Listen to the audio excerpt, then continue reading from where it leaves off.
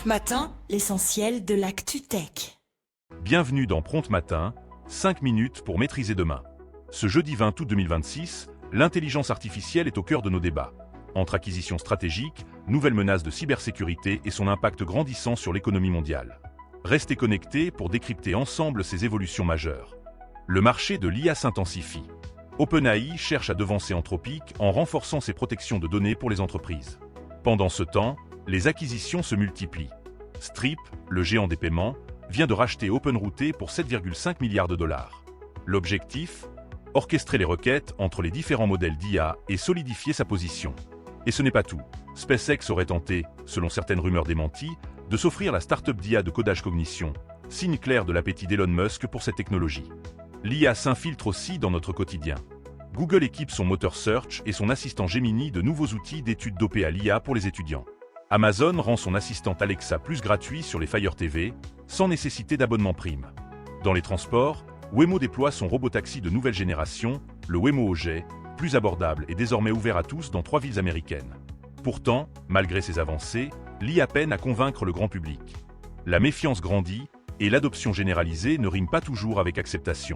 De son côté, OpenAI va d'ailleurs introduire de la publicité dans ChatGPT en France et en Europe dès la semaine prochaine, sauf pour les abonnés payants.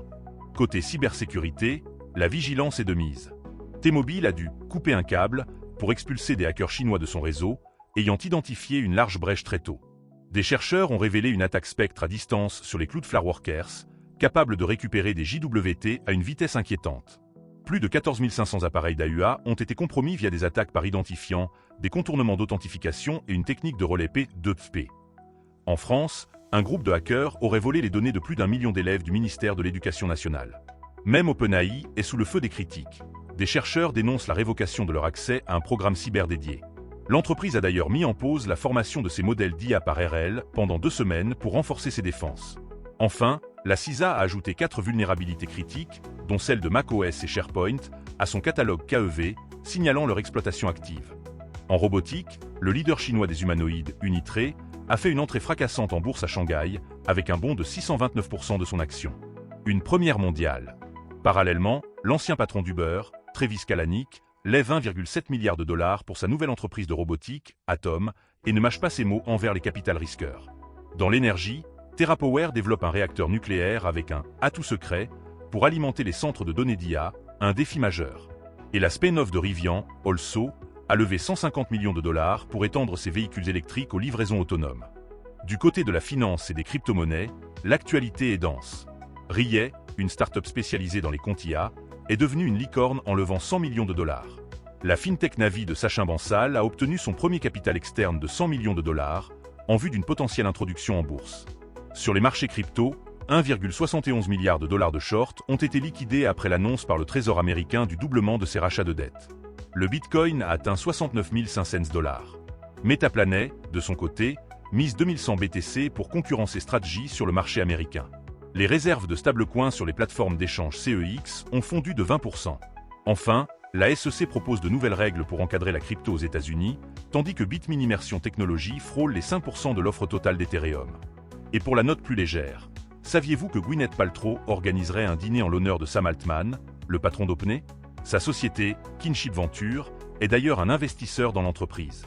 Quand le glamour hollywoodien rencontre le monde de l'IA, les mondes se télescopent avec un certain panache. Après ce tour d'horizon, il est temps de prendre un peu de recul pour une analyse plus approfondie.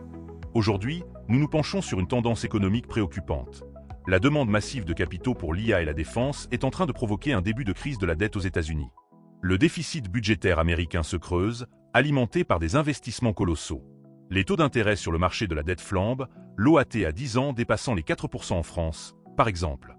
Le Trésor américain tente d'apaiser les investisseurs, mais l'enjeu est immense.